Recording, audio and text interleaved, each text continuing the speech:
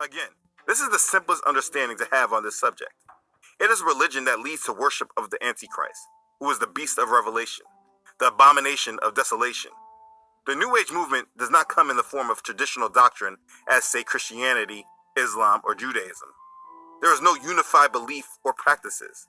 They typically do not label their churches as New Age. You will not find an official leader, such as the Pope for Catholics. They do not have an actual structure of an organization. It is not what we know today as organized religion. It does not work this way. It's more about the doctrine and beliefs, more than the label. In his book, The Kingdom of the Occult, Walter Martin says this about the New Age. In the turbulent decade of the 1970s, an explosion of occult knowledge occurred, saturating the Western world with the potent seeds of new perspective. A strange blend of 19th century spiritism, mysticism, and humanism. It took the name, the New Age movement. It quickly evolved into a bolder, more organized revival of ancient occultism. It was a new title with an ancient gold. And isn't flat Earth an ancient concept?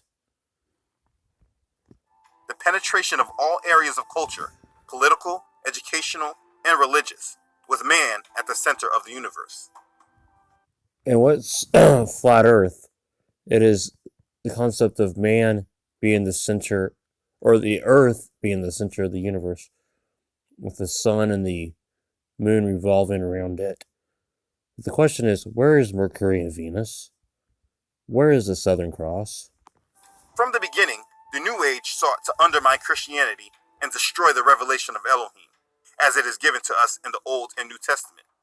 It embraces everything from astrology to tarot cards, seances, and Ouija boards.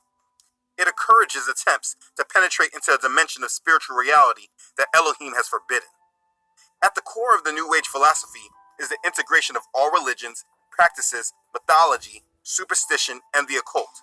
With all that inclusion, See, that's the problem. It's like, we do go with the concept of, well, I can scratch your back, I just don't touch that corner of your back because it's kind of infected with another doctrine. But that's kind of the danger. It's like, there's a main exclusion. It refuses to bow the knee and worship Yahweh, the Elohim of Israel, and our Creator. The New Age movement consists of a massive network of groups that all work towards one desired goal. The main goal of the New Age religious movement is bringing about reign and worship of a one world leader, who will control a world government. He will bring enlightenment to the masses. He will bring peace to the earth and show people how to live in peace through him. They refer to him as the Christ, or Maitreya. They will accomplish this goal in many ways, but one main specific way is to bring about acceptance of all religions and beliefs, but at the same time, directly blaspheme the doctrine of Judeo-Christian beliefs. This blaspheme sometimes is very direct, but a lot of it is very subtle.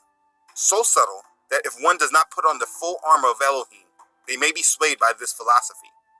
You see, in New Age philosophy, you can believe in Jesus Christ, just as long as you don't read your Bible too much and really practice what it said. isn't that what we're kind of guilty of?